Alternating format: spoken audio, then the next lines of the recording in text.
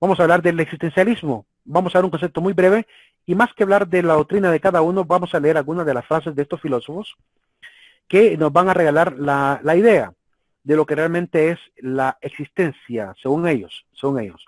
Algunos de los existencialistas son creyentes, otros son ateos y algunos son agnósticos, como Ludwig Feuerbach, Friedrich Nietzsche y Jean-Paul Sartre son ateos. Agnósticos como Albert Camus, ¿verdad? Y cristianos como Blas Pascal, Gabriel Marcel, Søren Kierkegaard y Karl Jaspers. De ellos solamente mencionaremos algunos, no los vamos a ver a todos. ¿Qué es el existencialismo? Es una corriente filosófica europea que considera que la cuestión fundamental está en el ser de la existencia. Es decir, es más importante la existencia humana que la esencia misma. Es decir, es más importante poder tener evidentemente una vida tranquila que andarse preocupando por el conocimiento. Es más importante la vivencia subjetiva que la búsqueda de la objetividad. Por lo cual este movimiento aparece como que fuera también un movimiento algo subversivo, contrario a lo que sería más bien una filosofía de lo que es también importante en la teoría, ¿verdad? Importante lo abstracto. Ellos se descuidan de esa parte de la búsqueda objetiva de la verdad y se interesan más en hablar solamente de la vida humana. Hay existencialistas ateos, vamos a ver algunos de ellos, específicamente algunos aportes. El primero, uno de los más polémicos, Friedrich Wilhelm Leibniz, Wilhelm Nietzsche, que es el famoso Nietzsche, como dicen algunos, Nietzsche.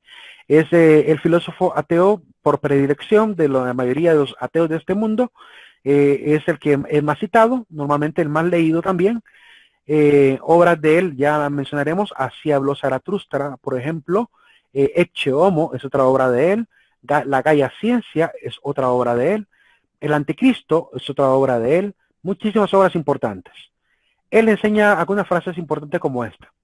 ¿Cuántos hombres, dice él, se precipitan hacia la luz, no para ver mejor, sino para brillar? Se refiere a aquellos que corren a tener un título universitario para que los alaben, les digan ingenieros, licenciados, arquitectos, abogados, ¿verdad? Que les digan teólogos incluso, ¿verdad? Y corren a formarse para que les den honores, más que para poder brillar o tener, mejor dicho, la luz en su interior.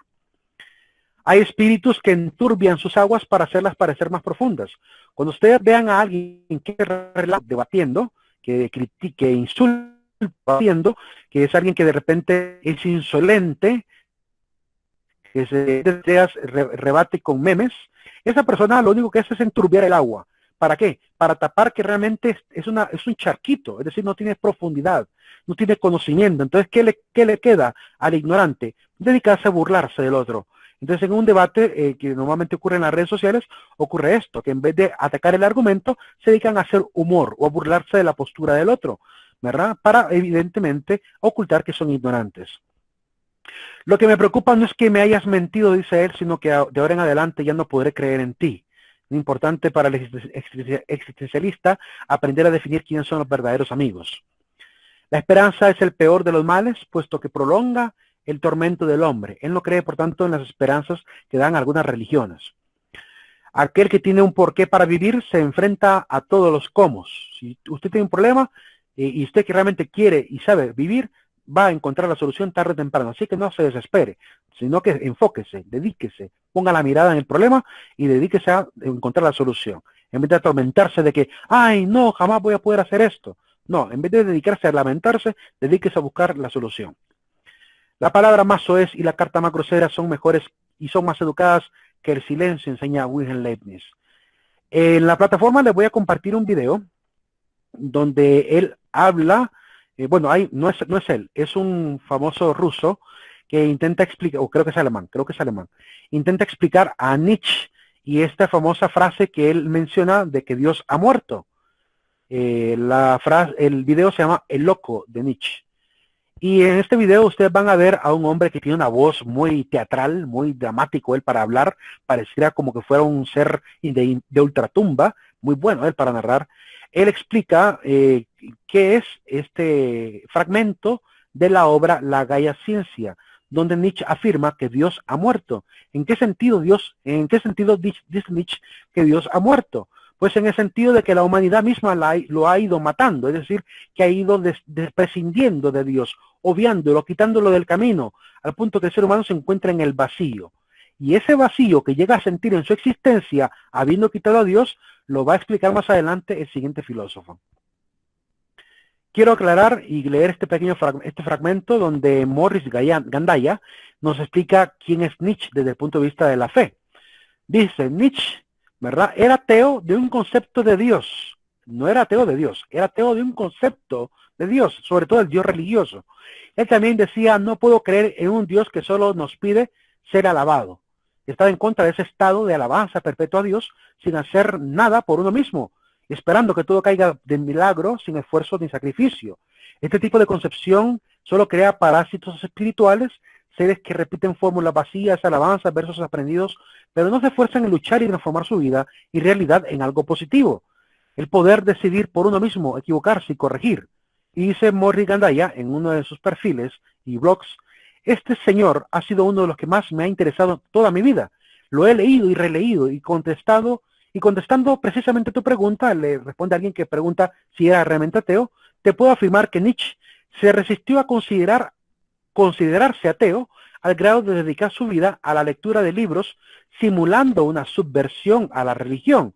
Desde una postura psicológica, Nietzsche tenía miedo exacerbado a caer en las garras del fanatismo religioso, por lo que se escudó en lo único que podía defenderlo, su razón, y en la continua burla a los estatutos religiosos.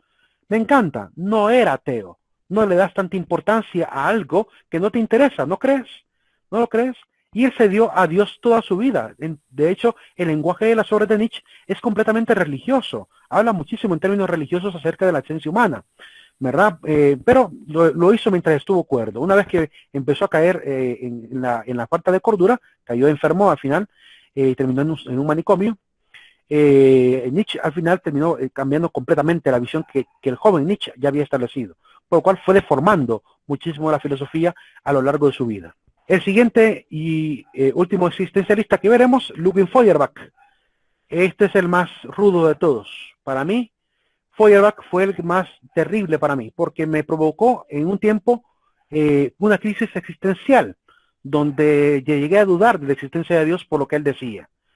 Él dice, cuanto más crece nuestro conocimiento de los buenos libros, tanto más disminuye el círculo de los hombres cuya compañía nos resulta ingrata. Significa que entre más te formas en la academia, más vas prescindiendo de ciertos amigos.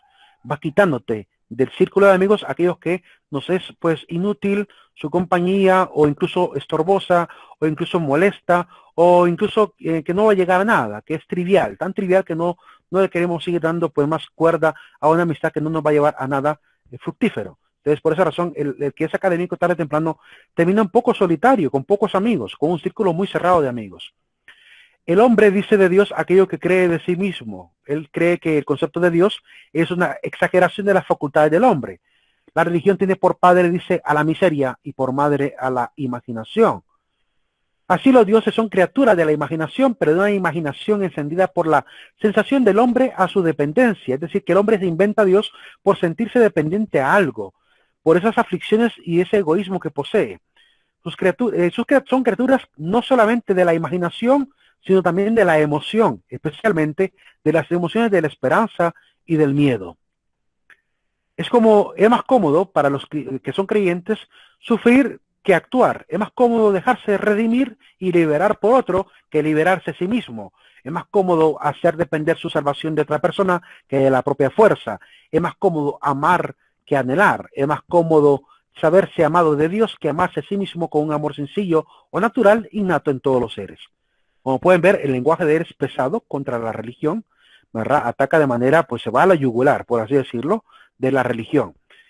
Por esa razón, al haber leído a Nietzsche, a Feuerbach y a Nietzsche, evidentemente, pasé por esta etapa, como digo, de cierto agnosticismo durante mi etapa de estudio filosófico.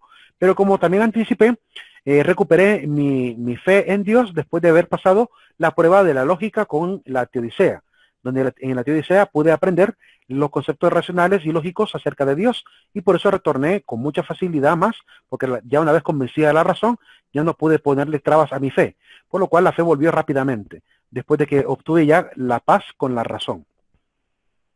John Paul Sartre. De él, pues solamente dejaré en pantalla para que detenidamente ustedes puedan pausar, si quieren más adelante, el video y puedan ver las frases que él nos ha regalado.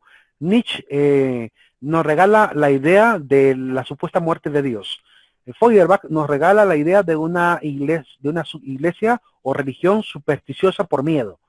Y John Paul Sartre nos va a regalar el tema de la náusea que él trata en una de sus obras.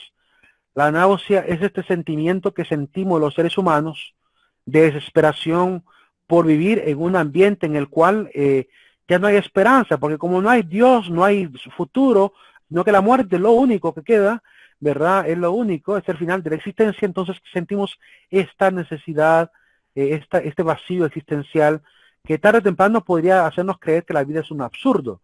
Y de hecho, Sartre, hay que mencionarlo, llegó a proponer el suicidio como camino para salir de la depresión, porque evidentemente todos, dice, vamos a llegar a perder la esperanza en algún momento, porque el hombre se va a correr hacia este camino de desesperanza, donde se va a sentir solo en una existencia poco lógica, ¿verdad? De vivir en un mundo lleno de un universo vasto, grande, que jamás voy a poder conocer, y aparecía aquí en la historia como un ser que vino de la nada al hacer algo y que vive sin poder descubrir qué era ese algo, porque vamos a morir incluso sin saber la respuesta probablemente.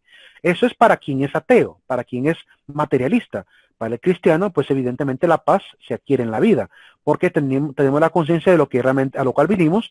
La cristiandad nos va a enseñar en su doctrina qué pasó con el género humano, por qué estamos aquí y hacia dónde vamos, y por tanto hay paz, no tenemos preocupación. Pero el ateo llega a este desencanto, llega a esta idea, ¿verdad?, tétrica de la vida.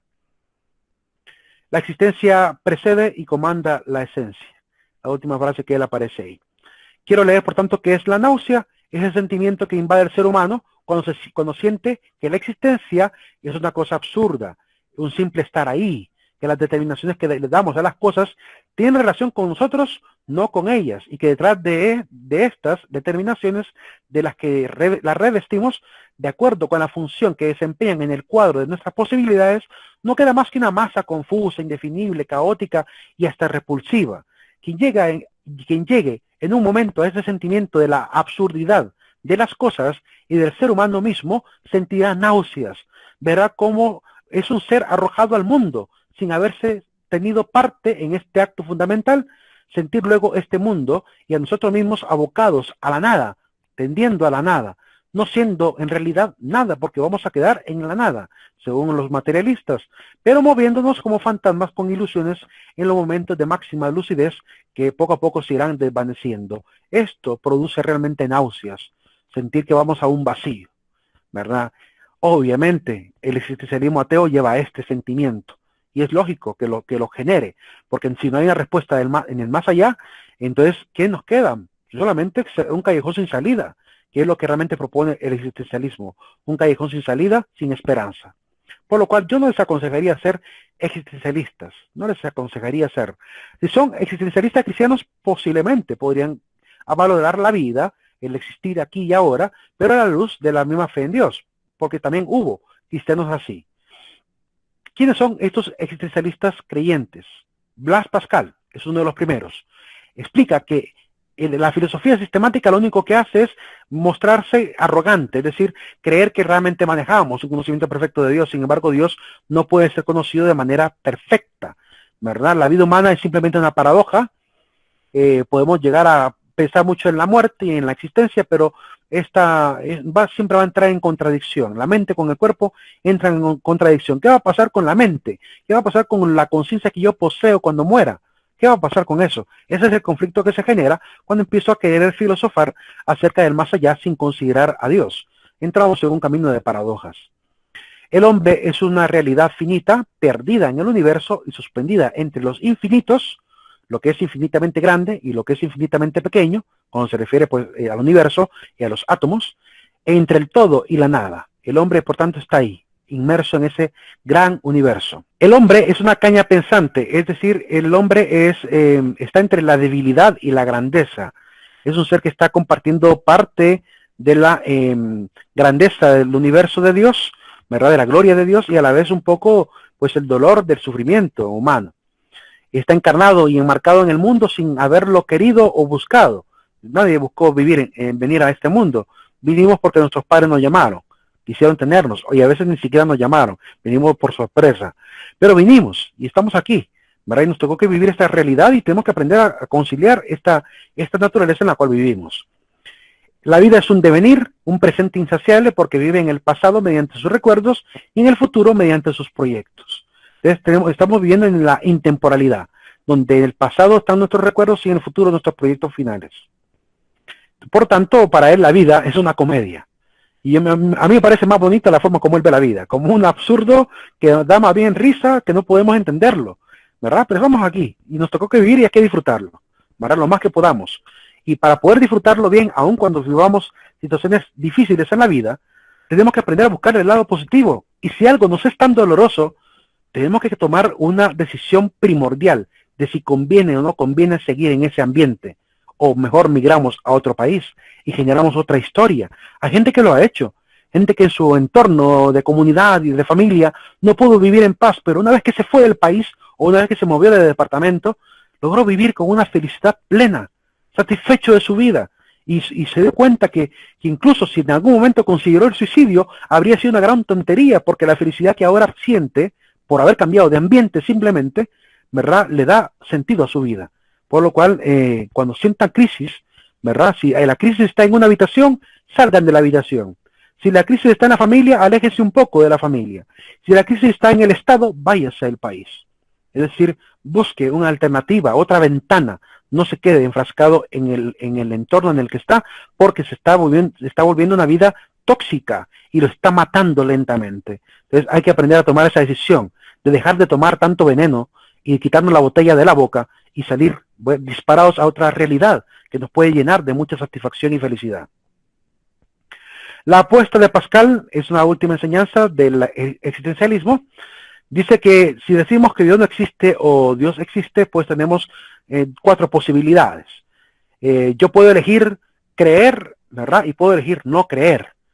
Si yo elijo creer en Dios y Dios no existe, pues lo único que hemos hecho es ganar virtudes. Fuimos al menos buenos ciudadanos. El vicio no nos dominó, es decir, que aprendimos a controlar los vicios. Si elijo creer y Dios existe, por tanto, obtuve dominio de mí mismo, virtudes, santidad, ganancia infinita, vida eterna. Es decir, obtengo la recompensa final. Si elijo no creer en Dios, no pasa nada, ¿verdad? Si no creo en Dios y Dios no existe, no pasa nada. Pero si digo yo no creo en Dios y Dios existe, ahí viene el tema bien oscuro, ¿verdad? Hay pérdida infinita, hay fin de la existencia eternamente, hay condena. Y por tanto, él va a apostar a creer en Dios siempre. Es como que fuera una carrera de caballos, voy a apostar al mejor caballo. Y el mejor caballo es creer que Dios existe y vivir santamente. Porque aunque con los sentidos no podamos percibirlo, si llega a ser verdad que Dios existe, lo estoy diciendo como que fuera un filósofo medio ateo. Si llega a ser verdad que Dios existe y nos hemos equivocado creyendo que no existía, tendremos que dar razón del por qué no quisimos creer. Y eso será, evidentemente, obtendrá lo que tanto han dicho los religiosos, los creyentes, que hemos sostenido que habrá castigo para quien le ha dado la espalda a la providencia de Dios y le dio la espalda al plan de Dios. ¿Cuál es el castigo que recibirá el que no cree en Dios y vivió como si Dios no existía? No crean que solamente es el tema del infierno. La condena máxima que va a recibir es que su alma, su vida, va a ser consumida, es decir, dejará de existir para siempre. No tendrá oportunidad de vivir después de esta vida terrenal. Esa es la máxima condena, es dejar de existir. Y la última frase de Blas Pascal: el corazón tiene razones que la razón no entiende. Esa frase es muy bonita. Y es cierto, la ciencia no siempre va a poder dar explicación satisfactoria a algunos fenómenos de la naturaleza humana. Dice Pascal, el cristianismo es el único compromiso que puede salvar al individuo de la desesperación. Las cosas más importantes de la vida no son accesibles a la razón o a la ciencia. Por ejemplo, la ciencia no puede explicar cómo es que se da este amor tan íntimo entre una madre y su hijo. no puede explicar la naturaleza de la imaginación de un artista al crear un cuadro, una escultura. No puede explicar con satisfacción esos sentimientos y emociones que sentimos los padres de familia por nuestros hijos, o los hijos por los padres, o el esposo por la esposa.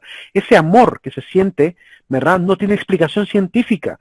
Ningún científico ha podido satisfacer la necesidad de entender por qué somos capaces de amar a alguien que era un átomo, ¿verdad? Una partícula que generó un espermatozoide en millones de posibilidades y que llegó a fecundar un óvulo, ¿verdad? Entre tantos millones que pudieron haber llegado, y yo poder llegar a enamorarme del fruto de un vientre ajeno a mi familia, ajeno a mi consanguinidad, y amar a esa persona que pueda incluso amarla más que mi propia familia, a mi esposa.